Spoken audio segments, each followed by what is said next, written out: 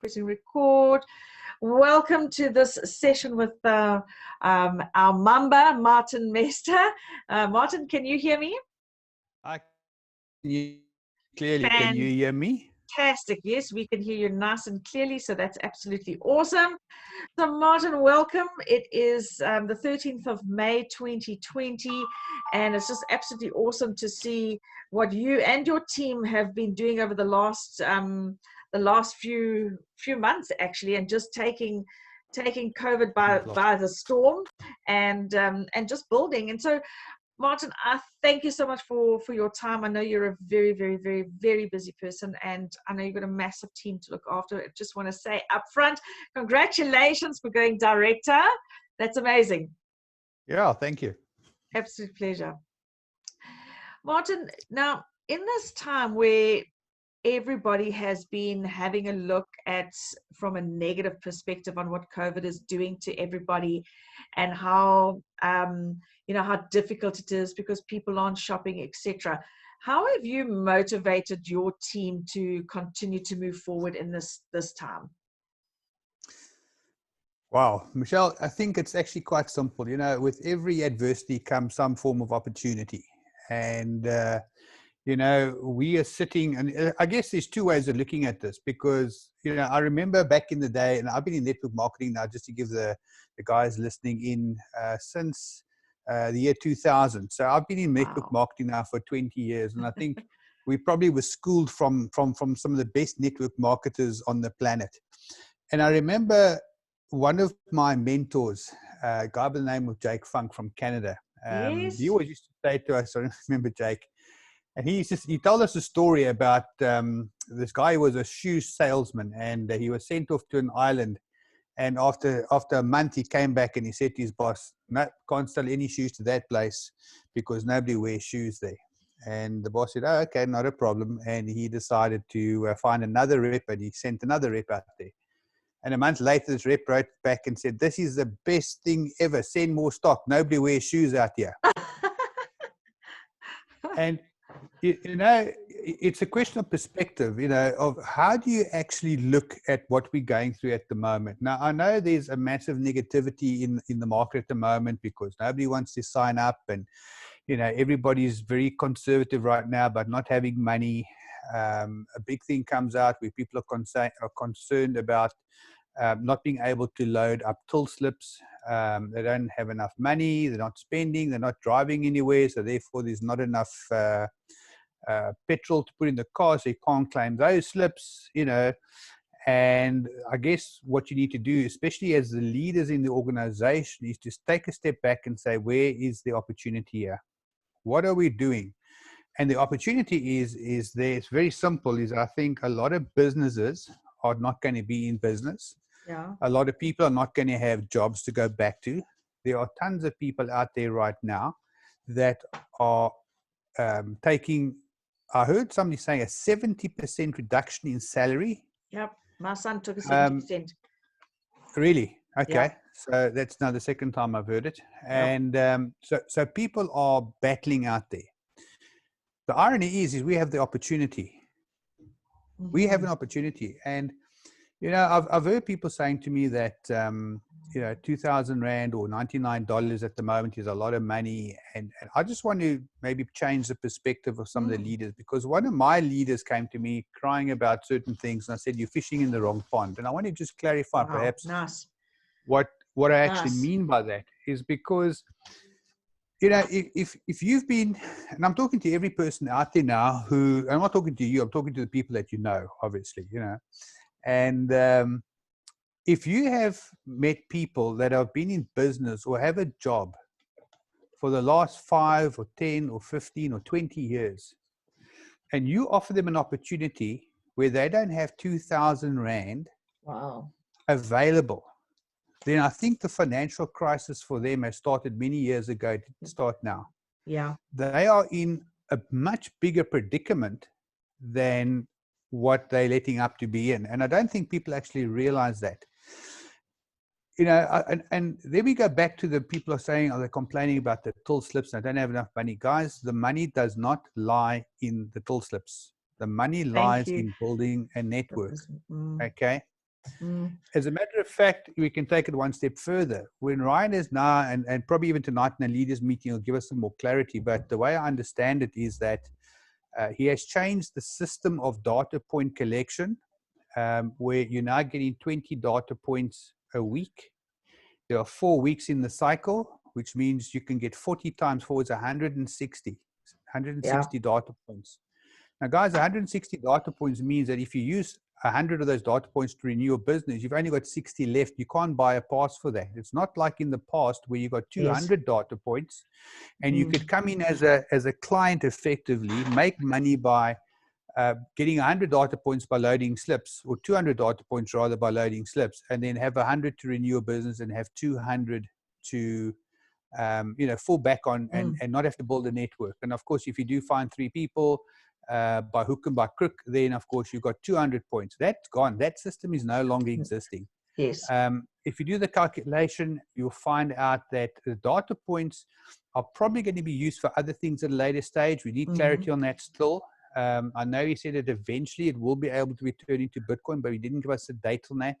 Yep. So there are a lot of changes, I must be honest, and I think there's a lot of positive changes coming through. I think there's a hell of a lot more coming out which is positive than actually negative, like the 135 points for argument's sake, which is discontinued, which I think is fantastic. Fantastic. So the question was, how do I keep the guys motivated? Yes. It's very simple. We need to focus on building networks. Now, I want to give you guys another story, which you remember Doug Weed? Yes.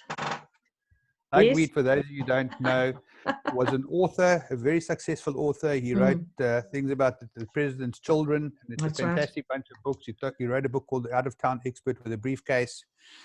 And one of Doug Weed's, I remember him coming to Johannesburg. This was, I mean, good heavens, this must be a good, I don't know, 15, maybe even 20 years ago. I don't know, it's a long time ago. And he said he's going to do a survey from the audience, okay, and he wants everybody to write down questions on a piece of paper. Now, for those of you who know Doug Weed, he was a very strange fellow. He had a stage personality of note. This guy was an advisor to the first George Bush, okay, very, very high-powered guy, tremendously successful, was in network marketing for many years, and had quite a big organization within the Amway Corporation at that stage. Yeah. And I remember this very clearly. It was one of my very first weekend seminars I went to. And he collected from the audience, people had to write down questions on a piece of paper. And every single person who wrote down questions on the paper, he compiled this big pile of notes on the top, and he put it on the podium. And before he opened a letter, he said, I want to tell you the answer to all of these pieces of paper. And he said, the answer is you need to go and sponsor somebody. And then he took the first piece of paper, and the guy read, I cannot get somebody to buy product. He said, the answer to that is go and sponsor somebody new. He took the paper, he crumpled up and threw it on the floor. Okay. And like, he's like a showman, right? He tossed it over his shoulder and he threw it all over the place. And he must have gone through about 20 or 30 questions, but every single time the answer was go and sponsor somebody. And then eventually when it came to the end of the whole seminar, he said, guys, you need to understand. He says, when you sponsor somebody new into business, not only are you getting fresh blood, but you are excited yourself. You get excited. And when you're excited, you can invite your team to be excited. And of course, when your team is excited, you're going to build up momentum. And when you got momentum, it's a network marketer's friend. Yes. The key to network marketing business is to build momentum. Okay. You cannot build momentum by handing in slips. You've got to build a network. So for those guys who can't sell a pass, the answer is very simple. Go and sponsor somebody, because your cash flow will be finished. For those of you who haven't been onto the Facebook Connect page, just recently I see Michelle's post was posted on by Janine. But I want you to go onto the Facebook Connect page and go and read some of those testimonials. Thank you. Some of those testimonials by some of those people that came from absolutely nothing. I mean, you read some of those things, you go, my gosh, these people overcame adversity of note. And what did they do to overcome adversity? Not one of them spoke about handing in slips or weren't able to spend money on till slips or didn't have, no, they all spoke about building teams under the most extreme conditions possible. Yeah. And yet they are highly successful. So when you go back to what Doug Weed was saying about the answer to all your problems is go out there and build a business. It'll excite you. You'll have excitement in your organization. You'll have excitement with new blood coming in. New ideas will flourish. You'll pick up momentum. You'll make money. And that in turn will get you even more excitement. And of course, that is how you build a successful network marketing business. You've got to have momentum. So sorry, Michelle, that was a very long-winded It's answer awesome. to probably a very simple little question. No, and it was a perfect answer for a simple question, and that's the problem. People are trying to complicate it too much, and yet the answer is in simplicity. And thank you very much for adding the stories, because the stories have made it real. Because I love the shoe, and it is. Everybody's running around right now saying, "Oh well, we can't sell it now because the man doesn't have shoes." People are still eating. People still have to keep their households going. So, and you quite rightly hit the nail on the head there, Martin, is that it is not about the product is the receipts. We know we have to upload them. But if that's your only focus, you're going to fall short. So thank you for highlighting the 160 data. And you're quite right. It's then what can you do with the 60 data that's left until the following month? You're going to get another 160, and then slowly start swinging yourself around. But the focus is wrong. From a leadership perspective, Martin, and that's why I asked you to come on, because you're a very strong leader, and because you've been in network marketing for a long time, and I do believe that everybody needs to start focusing on exactly that. Go out and sponsor someone. And from your experience as a network marketer and being in the trenches for so many years, how important is it to have the right mindset with regards to network marketing? Well, let me put it this way. People want to hang around people that are successful, that are positive, and have a goal or have direction in life. And let me just explain that and perhaps just unpack that just a little bit for you. Please. I think every one of us have, possibly in the family, I hope your family is different, but I certainly can relate to my family. Doubt it. There's always somebody that you want to avoid. Yeah. It's either the uncle who kisses you with a sloppy kiss on the wedding day, or the grandfather that picks his nose in public, or whatever the case might be. There's always one of those, right? I think every family has one. Okay. And the irony is that we tend to avoid those people, not because we don't love them, but just because they either embarrass you or whatever. You just tend to avoid them. And then of course you have your peers, and you have those peers that you always want to be with, and you have those peers which you just completely avoid like the plague. Okay. And I guess the question I need to ask you is, and I'm asking every single one of you individually on this call tonight, is which one of those people are you? Mm. If you are the kind of leader that is always negative, if you're the kind of leader that is always, or people avoid you or they don't like you, and I'm looking in traditional businesses as well. If you're a person that nobody can trust, you're a person that nobody likes, nobody gets on with you, you're a hard ass, you always pass comments, you're very cocky, all these things that, make maybe a good CEO of a business, okay, in traditional business, make a terrible network marketer, okay? The skill that we need in network marketing is completely different to any other industry or any other business that we have. And so I think the bottom line, and what I'm trying to say here is that we as leaders in the organization need to attract people into our lives that are goal orientated, who are looking for something in their life that perhaps we can offer, that we can assist on a journey and encourage them and motivate them and help them through the process by maybe teaching them certain disciplines that they don't understand about our industry. Once more, it's all about to create momentum and to move the business forward. So, I think from years and years and years of training and being mentored by some of the best people on the planet who have massive, massive networks. And guys, I must just be very honest here. I haven't learned everything in network marketing. I don't think you ever can. we are still in the process of learning. I think every single day we learn something new. Every single day something changes, and you've got to relearn something again. The bottom line is, are you humble enough to accept that sometimes you're wrong and you're not good enough, and that you can change, apologize, and actually move on? So, I don't think it's just one specific thing. There's always going to be a multitude. Yeah, awesome, nasty. Thank you so much. And from motivation side, what have you been doing with your team from a leadership perspective to actually get them to understand exactly what you've said? There are certain skills that you need to learn. There's certain things, and as you go through the different ranks of your business, so there's certain different skills that you've got to be focusing on. So from a daily routine perspective, is there any nuggets that you've been giving your team that they've been doing that perhaps has not actually been filtered all the way through network marketing as a profession? Yeah, look, I think the very first thing that we as leaders, and if you're not a leader or you don't think yourself that you are a leader, then you need to step up and become a leader. So I'm talking to everybody on this call. I think the first thing is to take responsibility, to become the leader, okay, and to set the example. You cannot expect your team to do something that you are not prepared to do.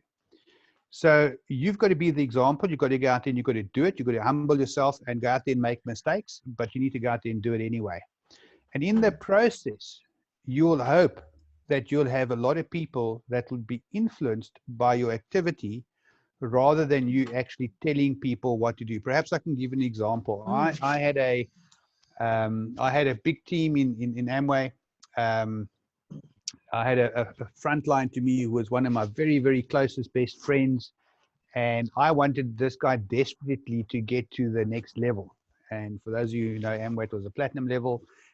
He was very, very close. And I would basically share with this guy my insights and my values into what I thought was going to be the right thing for him to do to get to this business. And the more I was telling him what I thought he should be doing, the more I found this guy was actually distancing himself from me, even to a point where he was actually quite angry at me. And I couldn't for the life of me understand why he would be so upset with me when I'm only just trying to get him to another level. Exactly. And of course, like, what's wrong with you? Yeah.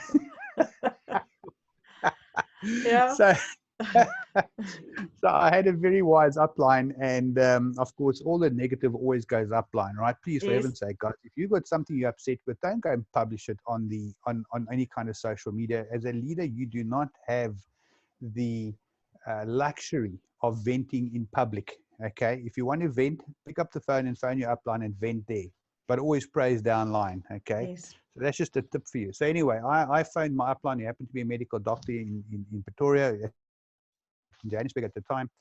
And I basically laid on the line about all my problems I was having with this guy and why he wasn't listening and, why he wasn't growing. And, I was trying to motivate him and, I was sharing everything with him. And he basically turned it out to me and he said to me, Mark, he said, how's that working? That was a question he asked me. Oh, Greg, he says to me, Mart, how's that working? And I looked at him like confused and said, well, it's obviously not working. And he said to me, well, why don't you try it my way? Or not, he didn't say my way, he said our way, meaning the way of the system. Yes. And I said to him, what do you mean? He said, well, your way doesn't work. Why are you persisting? Why don't you do it our way? And I looked at him with complete horror, thinking, but I thought I was doing it your way. What are you talking about? Okay. Yeah. And he then basically said to me that you must remember this. He says, people will do what they want to do. He says, you cannot convince anybody to do something they do not want to do. Yes. Even if it's for their own best will, they will do what they want to do. He says, the only thing you can do is to leave that person alone, go and build another team somewhere else, set the example, and rank up so that this person sees you ranking up and goes, good grief, he even did it without me. Yeah. Okay. Wow. Maybe I should listen to what he's got to say because he's got the bigger business and more perspective. Okay. So that's exactly what I did. I then left this best friend of mine alone. Oh, another thing he said to me is this. He said, Martin, he said, the only time you tell him or give him advice is when he asks for it. Brilliant. If he doesn't ask, you don't share. Brilliant. And I'm like, because now you must remember, my background's in the building industry. In the building industry, you don't ask permission to tell your workers what to do, okay? As a matter of fact, that's a sign of weakness, okay? Yes. However, in network marketing, it's a sign of strength. It's a sign of leadership. Mm. Of course, what did I do? Well, I took my upline's advice. I was clever enough, probably not the most ingenious time of my life, but I was clever enough to actually listen, because I respected this guy very much. I really did. And I still do today. And I still, still Yes. speak to him and still get some amazing counsel from these guys. But anyway, but I just learned so many lessons, and I did exactly what he said to me. And I went out and I started building other teams. And lo and behold, this guy was left behind. Yeah. And sooner or later, he would come to me and say, "What are you doing?" And then I became, of course, very blasé, because now I'd learned and I'd humbled myself. And this wasn't the time now to turn around to this fella and say to him, "Well, you see, I told you," and poke him in the eye. Yeah. This was a time of extreme humility, and there was a serious choleric, this chap as well, just by the way, for you guys who know what a choleric actually is. And of course, I now knew how to handle him. And instead of telling him what to do, I learned something very, very simple. I learned to ask permission, and I learned to make suggestions. Nice. So I would say to him, "Look, can I make a suggestion? Or would it be okay if I shared maybe this with you? Or can I offer you my perspective on this type of problem or challenge or whatever it was going through?" And before I then told him what to do, I asked his permission. And of course, I recommended or I suggested, okay? And that changed the business completely, okay? So for those guys of you out there who are leaders, and you look behind you and you find there's actually nobody following you, you're probably not a leader, you're probably a follower. So you probably need to do some work and go out there and sponsor a few people. You need to humble yourself, do the work, okay? Because what happens is, you see, I think a lot of people about this motivation thing get it wrong, where they come in, they say, "You know what, I'm not motivated today, I'm not going to do anything." And they're going to sit on the couch and they go watch a lovely movie, and they'll go onto the internet and they'll go check their business, and they'll go count how many people in each team, and they'll say, "Oh, no, I've been heavily working in my element business today." And of course, they'll count all the numbers in their team, go look at the spiraled graphics on their business, and by the end of the day, they're exhausted because they've counted everybody and they have now worked in the element business the whole day, but there's absolutely no results. And then they'll turn around to you and say, "Oh, well, I'm not motivated." Yeah. And it's like he's going to jump out with a magic wand and tap them on their head and say, "Okay, now you're motivated, so off you go." Guys, I'm terribly sorry to have to tell you this, but the only way you're going to get motivated is if you actually go out there and do something. You make the decision. It's your business, not your upline's business. It is your business. You make it happen. And if your upline said to you, "Hey, listen, I'll give you a spillover," and nothing's happened, that's probably because you've done nothing and you don't deserve to get any spillover. That's another little thing I'll throw out there as a nugget. Because don't expect your upline to try and build your business if you haven't even put anybody in your team. How dare you even ask? Okay. So go out there and go sponsor some people. Okay. Yes. And once you get the people going, and this is exactly what Doug Weed was saying, is when you sponsor a few people and you help those people sponsor a few people, you'll get excited and you'll be motivated. And all of a sudden you're making some money and now you're more motivated. and motivation comes from action. Action does not come from motivation. Everybody seems to get that very, very wrong. Okay. They get it the wrong way around.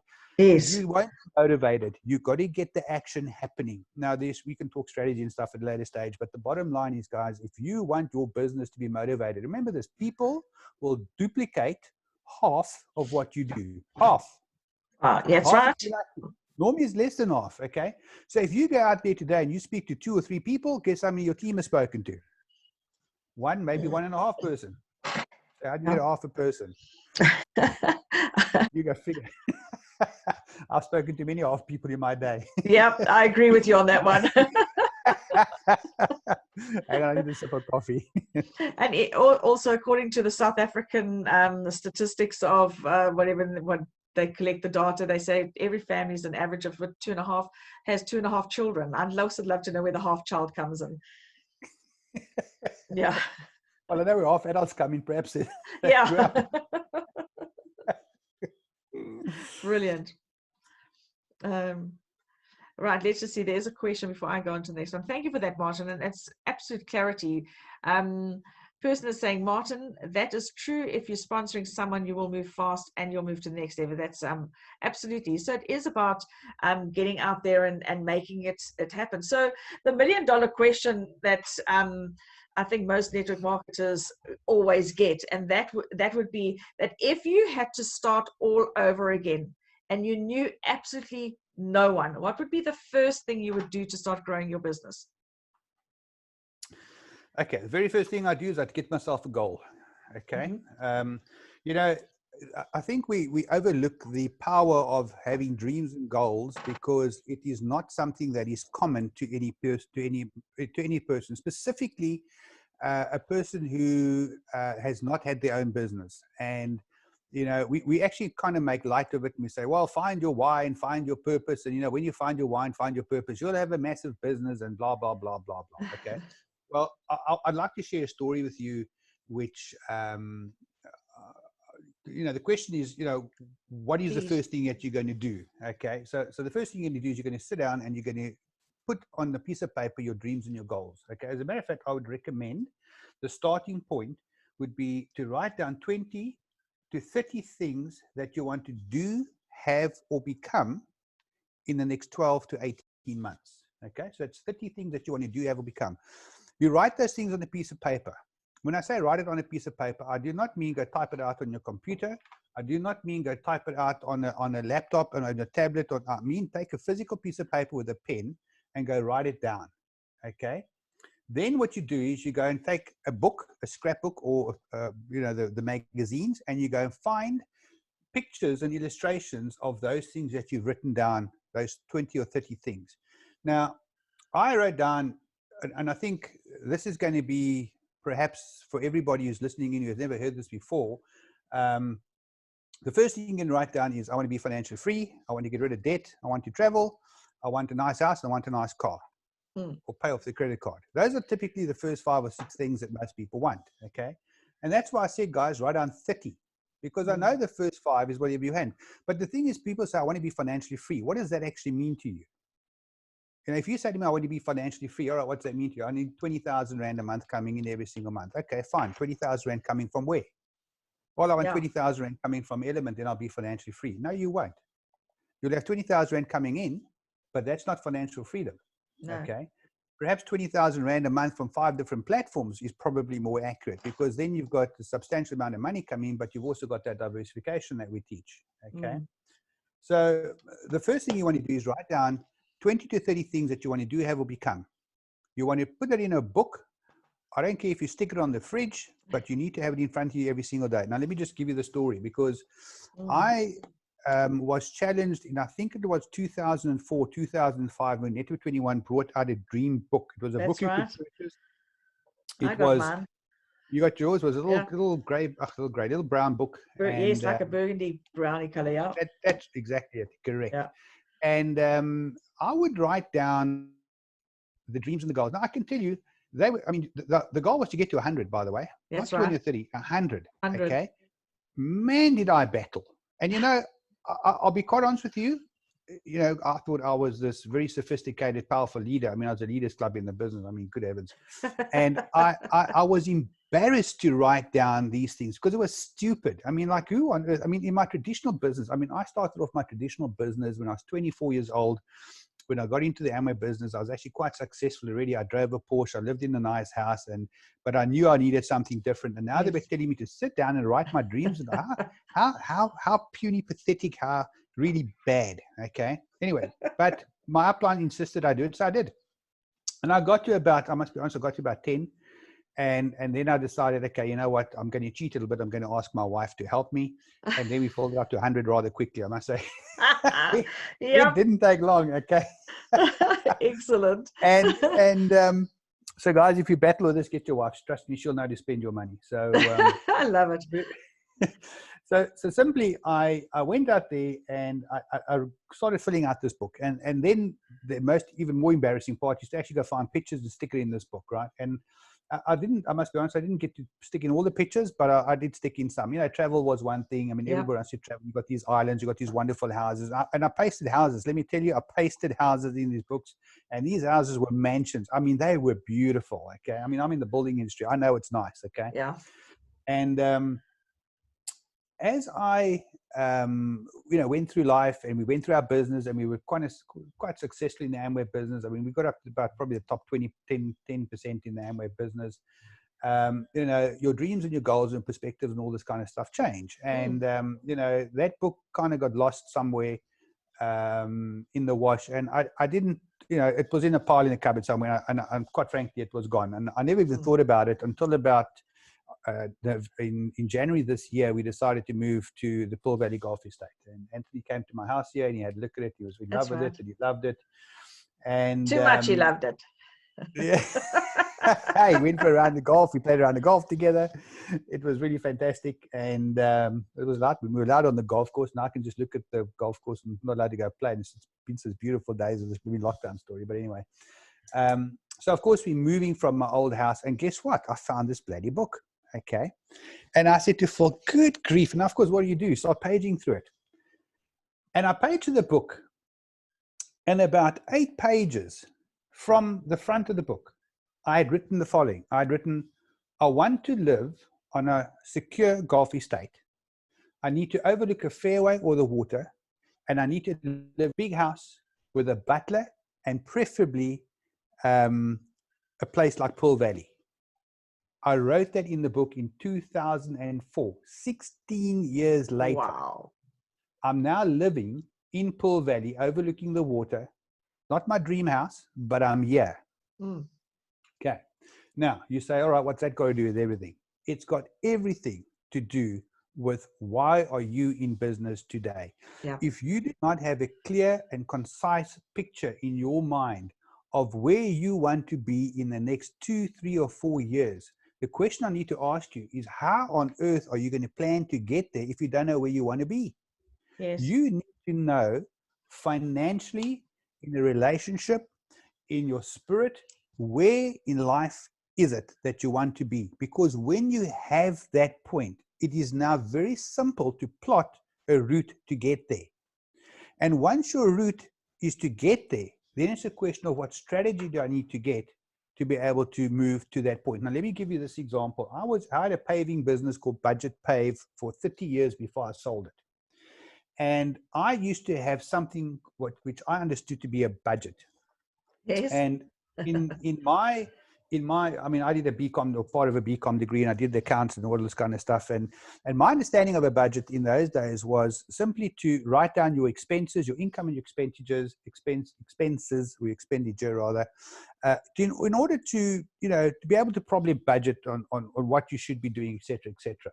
Okay.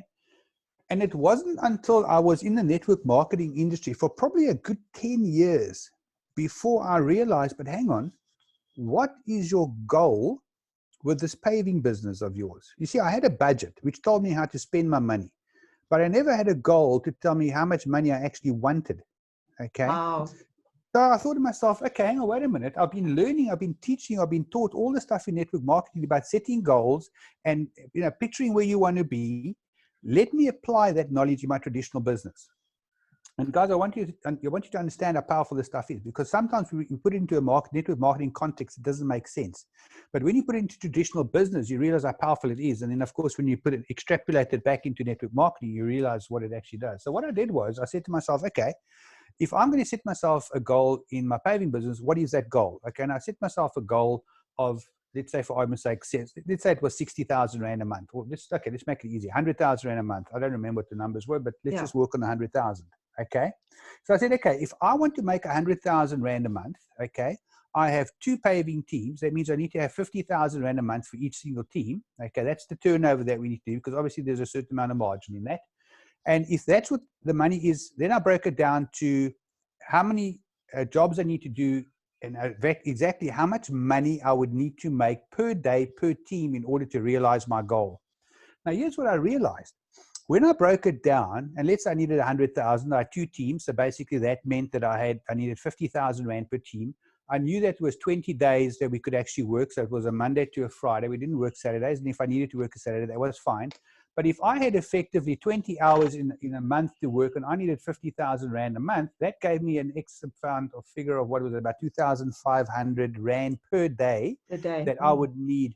And then I went to my costings and I had a look at my costings, and I realized when I sat with my costings that the way I had costed my product, the pricing of my paving that I was selling, there was no ways I was ever going to make 2,500 Rand a day based on the costings. As a matter of fact, I was hopelessly out. So the question I then had to ask myself is, if your costings are completely incorrect, there is no ways that you are going to get to the goal. It was just impossible. Mathematically, it wasn't possible. I'd probably have to have double the amount of teams and probably have to find another extra 3 or 4 days in the month, which means we have to work on Saturdays. And sometimes you can't just work on Saturdays, or work on Saturdays also, this will cost. Anyway, so the bottom line is, by having a goal of what the target was, in other words, how much money did you want per month, and then you break it down into smaller chunks, I realized that what I was actually doing was never going to allow me to achieve my goal. Okay. And when I then started, I need to change something. So of course I changed my costings, and instead of selling the business on the price, I started selling it on the quality. So I changed my perspective out in the market, because the company's name was Budget Pave. You expected to have a budget price. Of course, I had a budget price. The problem is I'd never make a profit from it, okay? And that is where the problems came. So by having a goal, I realized by breaking it down into bite-sized chunks, I could now change what I had to do in order for me to get that goal, okay? So I hope that kind of makes sense. Absolutely. So when somebody says, you know, what do you need to do to get to a certain level? The first thing I'm saying is, well, what is your goal? Because if your goal is not the correct goal for you, now you're going to have a short-term goal, a medium-term goal, and a long-term goal. If your goal is not correct, it doesn't matter what strategy you apply to it. You're just not going to get there, okay? So when I say to somebody, listen, what is your goal? And I say, I want to be financial freedom. Well, how do you plot to get there? It's just impossible. You know, it's like me and my paving business. You just can't get there. So we need to break it down, okay? And the way I was taught to do it in network marketing was very simply, it's called a daily deliberate action. It's things that you do every single day to further your business, so that at the end of the month, you've done small little bits every single day. And at the end of the month, you've now actually achieved something. Now, here's what I learned in networking. We tend to be so hard on ourselves. If you set yourself a goal, say to sponsor maybe 20 people with the help of a team in 1 month, and you say to yourself, okay, today is now the beginning, let's say it's the middle of May. So by the middle of June, so by the middle of June, that is 30 days from now, I want to sponsor 20 people, okay? And what we do is we go out there and we work our backsides off. And at the end of the 30-day period, if you were like me in the very early days of my network marketing business, I was really, really, really terrible at building a business. I was extremely choleric. I was in your face. I would tell you that you're a flipping idiot if you didn't want to do it, if you didn't have the vision that I had. You know, everything that we teach today, I did. That's why I can tell you it doesn't work. I've tried it. I've tried it more than once just to make sure it didn't work. Okay. And the bottom line is this, is that sometimes we go out there and we work really, really hard, and then we sponsor maybe out of the 20 people that we wanted to get, we sponsored maybe 5. Mm-hmm. And we beat ourselves up because we're missing the 15. What we fail to recognize is that we've actually achieved 5 people, which means that we are closer to the goal than we initially were when we started out. And we need to reward ourselves for that. So instead of beating yourself up about what you never accomplished, reward yourself for what you have done. Because that means if you do the next month again and again and again and again, eventually you're going to you're starting to get good at what you do, and you'll be able to achieve those goals that you set yourself in a much shorter framework. But you won't Brilliant. go out there on day 1 and day 2. Now, here's what I see with a lot of new people that get into the business. They set themselves this big, fat, hairy, audacious goal. Mm-hmm. and say, right, I'm going to be a manager in 1 month. And they go out there and they get to consultant and they are miserable. I mean, they are like beating themselves up because, you know, they only got to consultant. Now, here's what you don't realize. There are people out there who have just got in the business who are looking at these consultants and saying, good grief, fantastic. I wish I could be a consultant. I mean, they are so excited because you have lifted the bar. You've been in the business for 1 week, you've gone, or 1 month, and you've gone consultant. And these guys are extremely happy and grateful that you've actually done it as a leader and you've set the example and you're beating yourself up about it. And we do that as leaders. Sometimes we don't realize we do it. So you need to reward yourself. So, you know, if you're saying to me, what is it that you do to get your business going? The first thing you sit down is you need to sit down and figure out your goal. And then you sit down with the person that introduced you to this business and you say, God, Mr. Upline, you've got more experience than I've got. What do you suggest is a good goal for me? And do you think that with the amount of time I have during the week, I've got 5 kids, I've got 3 wives, I've got 10 jobs, I've got 500 dogs and canaries and cats, okay? Do you think it's reasonable for me to say that I'm going to sponsor 150 people in 1 month and get manager done? Well, no. Yeah. No, not for you. Definitely not. Maybe get rid of some of the kids, get rid of some of the wives, get rid of some of the dogs, simplify your life, and maybe then you can do it. Now, guys, I'm exaggerating here, Yes. obviously, because I'm trying to make a point here, okay? You cannot expect to go out there and set these massive goals on top of everything that you do and still expect to achieve it while you still got a life. You've got a family, you've got a job. Your job is still your primary source of income. You need to make sure that you keep that job. You need to make sure you get good at that job because that job will introduce you to people that you can introduce into this business, okay? There's too many people that go into network marketing professionally or as a full-time profession too quickly, okay? It's not about, do I have enough money to be able to do it? It's about, does your mindset allow you to be in that position, okay? You might have 100,000 Rand a month coming in, and I'll tell you, you know what, you're not ready to be a full-time network marketer right now. Yeah, but I've got 100,000. I don't care about that. It's not about the 100,000. It's about how do you think, okay?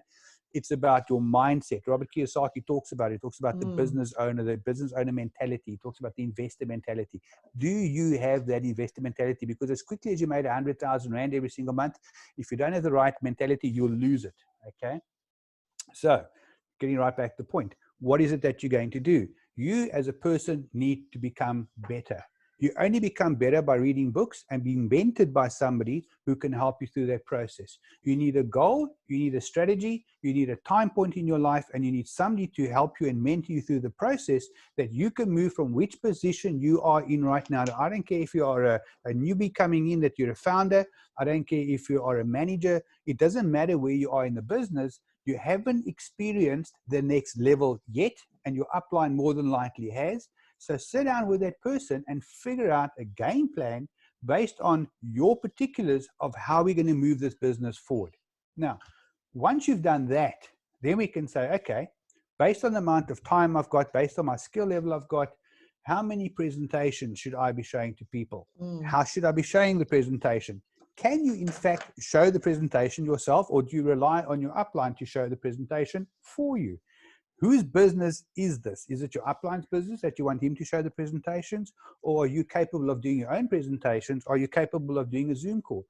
There are lots of things that we can start speaking about of how do we then get from what you've decided you want, once you've got a game plan in position, to then say, okay, fine, based on what I have and my skill level, how do we move it to the next step? Now, for some people, it's going to be quick. Here's another thing you might have to know. How many people do you have on your list right now? In other words, how many people do you know? I have so many people, and I'm sure a lot of guys will come into the business are saying, yeah, but I'd really like to do network marketing, but I don't know enough people. Guys, that is such a lame excuse. I mean, you know, and I think it's lame because I did it too. I really did, you know, and I can tell you now, it's not about, okay, let me give you this example. Okay. So guys, tonight we're going to spend 3 hours on this call, and I'm going to share with you my 20 years in network marketing. We're going to go out there and we're going to sponsor people, right? That's our goal. So I'm going to share with you for the next 3 hours, I'm going to share my 20 years worth of experience. You can ask as many questions as you like. You can go out there and you can ask lots and lots of questions. We'll get notes. We'll spend lots and lots of time. We're going to get you motivated. We're going to get you revved up. We're going to do everything I possibly can. And the question I'm going to ask yourself is, once I've done that for a good 3, maybe 4 hours, 5 hours, I don't care how long it takes. Maybe it's going to be all night or tomorrow morning. If I say to you, right, fine, now go out there and sponsor a few people, who do you think would be able to go out there and sponsor, say, maybe 2 or 3 or 4 people? Now, I can't see the audience. Obviously, I'd like to see who I'm speaking to. But I know most people will say, yeah, maybe. Okay, that's kind of, yeah, maybe. Oh, maybe I'll get 3 or 5. Okay, forget that. Let's change the rules a bit. Okay. So I'm not going to share with you any more information about how to build a business. I'm not going to show any information about technical stuff. The rules are the following. My rule to you is now this. For every person that you go sponsor in the next 2 days, I'll give you 100,000 Rand per person that you sponsor. Who would go out there and sponsor 10 people in the next 2 days? And I'm sure every single one of you now is saying, oh, I can sponsor you. Give me that money. I'm out there. I'm going. I can do this. Okay. Yeah, absolutely. I can easily. Yeah. So what changed? I mean, what changed? Did your knowledge in the business change? No. Did your motivation change? Yes. Did your perspective change? Absolutely. You see, it's very seldom that you don't know enough people. The problem is you don't have enough courage to speak to those people. And when I motivated you and I changed your courage by offering you 100,000 Rand, all of a sudden you had enough courage to go out there and speak to anybody. It didn't matter because I didn't say you had to sponsor specific people. I said sponsor anybody. Anybody. You see, anybody. It doesn't matter. Because sponsor your dog if you like. You know, the bottom line is that motivation that I gave to you right now is not going to come from your upline. It's got to come from you. It's got to come from within. It's got to come from that personal growth.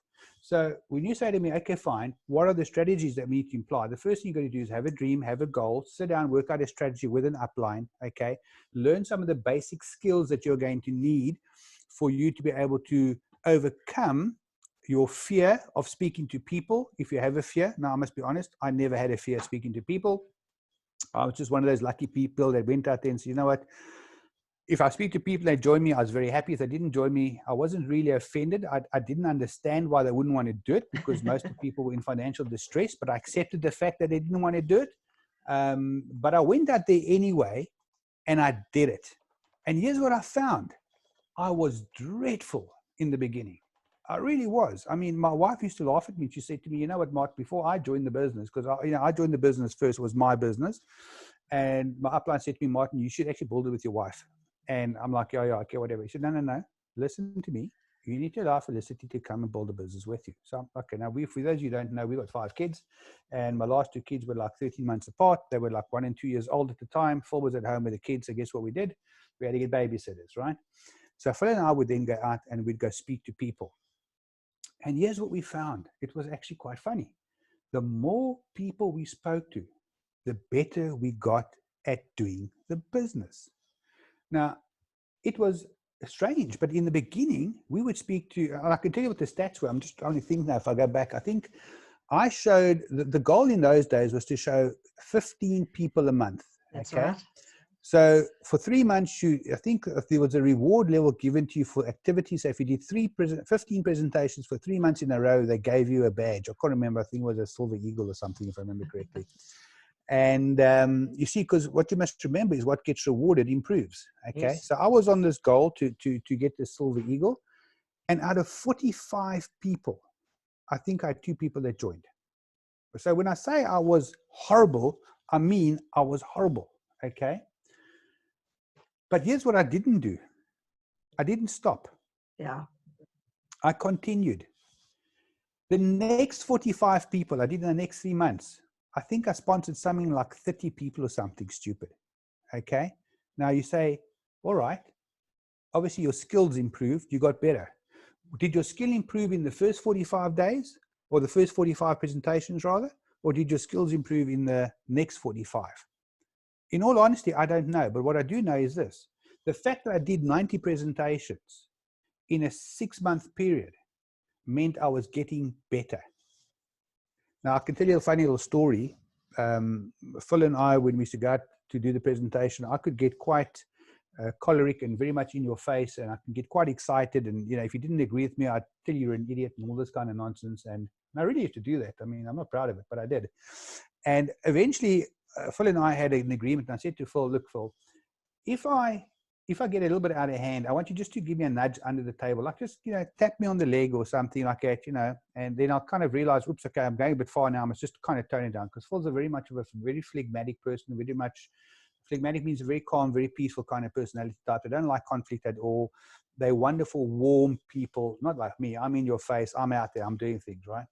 So we're out there, and I remember this one couple, and we're sharing the plan, and good grief, the next minute Phil kicks me, like not a nudge, but she kicks the living daylights out of me, to a point I actually jumped out the table and said, "What the hell did you kick me for?" Like, yes, like I was rubbing my leg. I said, "You're supposed to nudge me." She says, "Mart, I've been nudging you all night." That sounds like me and Anthony. So I'm not the only one out there. And it's so funny, because you are so in the moment, and you think you're doing the right thing, and you're like, and all of a sudden you realize, oopsie, sorry, I stuffed this one up. And of course, I don't even think those people joined, by the way. But just to give you another example, okay, I'm talking about getting better, improving yourself, is but Phil and I were out there again one evening doing the presentation. I'm showing them, and now Phil's quiet. She doesn't say a thing.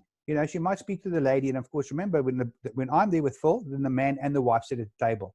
If I go see the couple, then only the man sits there. The wife disappears, right? But if Phil and I are there, then they both sit there. And of course, your chances of signing people up are much better when you're doing husband and wife. And I remember I'm doing the presentation, and I'm really into it, and I didn't get kicked that night, and I'm really getting well, and I'm like really in things. And at the end of the presentation, the couple's actually quite excited. And of course, now I'm ready for the close, right? Because that's what you do. You're going to get these guys closed, get them signed up. And, that was the strategy.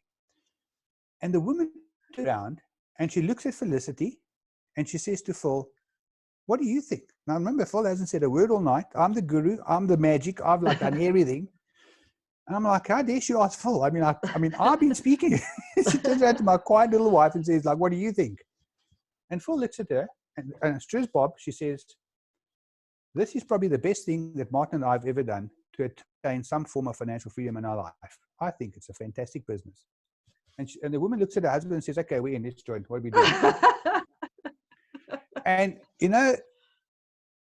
that lesson I learned is that you might be the guru. You might think you're the guru. You might think that you got all the skill, but the subtlety of that close that Phil gave to them. And she's very much from the heart kind of person. She will never bullshit something, try to tell them something. When she says something, there's relevance and it means it. And she closed those people off just like that, okay? Because the skill level from the books that we read and all this kind of stuff was there. So, yeah, Michelle, to answer your question, it's not a simple, if you just do that, it's all fine and you'll have a big business, okay? Yes, you might have a lot of momentum. And yes, what will happen is, you might be one of those people that can get into this environment and you can put a lot of people together in a very, very short space of time.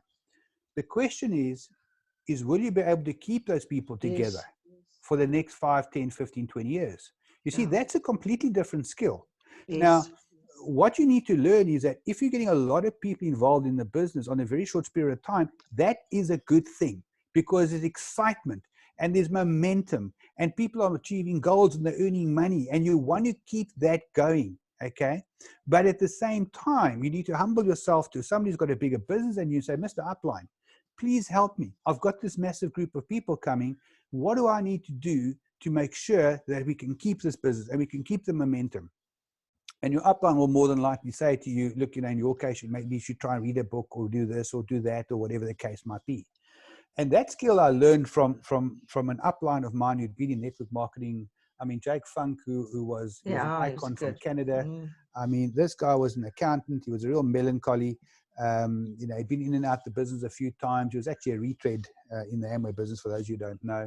And the second time around, he actually built it up to a very significant level. And by the age of 25, he actually retired. Okay. And Jake was, Canada. I'll never forget Jake saying to us, Canada is not an easy place to build a network marketing business because the place is so big. As a matter of fact, he said, if you go east-west from Canada, it's like going in Africa. It's like going from South Africa to the top end of Africa. That's how wide Canada actually is. Yeah. Canada is wide as Africa is tall. Okay, and he says, he used to say to us, Canada is so flat you could watch a dog run away for 3 days. He said, but He did, yes, I remember him saying that. but the thing I'm trying to point out is that he built the business in extremely difficult conditions. I mean, he told us that Canada gets to -40. And we thought like at -40 degrees Fahrenheit or something. No, -40 degrees Celsius. It is flipping freezing. I mean, you go outside for a couple of seconds, you're like frozen solid. That's it, end of story. Wow. He built the business in those trying conditions to actually build it up to a double diamond business, which is a massive organization. Massive. Okay. And this guy was my coach and my mentor for years and years and years and years. And I would have Skype calls with him. In those days, we did use Skype, and he used to love BlackBerry, so we used to BlackBerry. I can't remember what that was called in those days, but there was a line that you could use on BlackBerry and speak to each other for free. And now we do it on WhatsApp anyway. BlackBerry Messenger or something. That's right, BBM. Yeah, BBM. There we go. Yes, like we're going back a long time. A long time. God, I think the point I'm trying to make here is very simple. Is that the question? It's not a simple question. I mean, good heavens, I see it's really 8 o'clock, but we've got another call we got to come on. Yeah, yes. I'm just getting warmed up. But I was going to say, I'm going to have to gently nudge you now because finish this train of thought, but we must wrap it up. Thanks, Martin. Okay, so I think the bottom line is, it's not as simple as just doing things. It's a question of maybe sitting down with your upline, finding out what's going to work for you, finding what is a realistic goal for you, setting up some form of strategy, and then applying those daily deliberate actions every single day. And just, guys, remember, when you set up a goal, it's not something that's going to just happen. You're going to have to make some changes. You're going to have to change direction a few times, maybe change the pool that you're fishing in. There's a lot of things that you might have to change. But your upline will have enough perspective to help you through that process. Brilliant. So, I hope that helped a couple of people maybe getting a little bit of perspective on where they're at. I mean, I can still sit here and talk for hours and hours and hours, but we've got a next meeting coming up. So, Michelle, I hope that... well, Martin, I really hope we can have a part 2 of this, because as a leader, I just want to say to you, thank you very much, because I've picked up 1 or 2 things that I'm missing, steps, although, so you try and fast track things because you're trying to keep up with the growth of your team.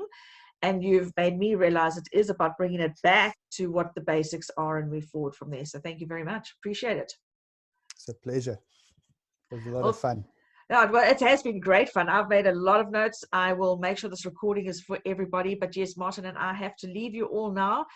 We are hoping to give you some information, but we are going to hop onto a Zoom call now with Managers and Above with Ryan. So love you all. Thank you so much, Martin. I really appreciate your input, and no wonder you've got a massive business. And guys, I just want to say to you, I've never seen a leader in my network marketing that has such loyal followers that follow him as Martin has, and now I know why. So Martin, thank you very much. It's a pleasure, and have a great evening, everybody. Love to all be safe, and hopefully we'll chat again soon. Definitely. Take care. Cheers, guys.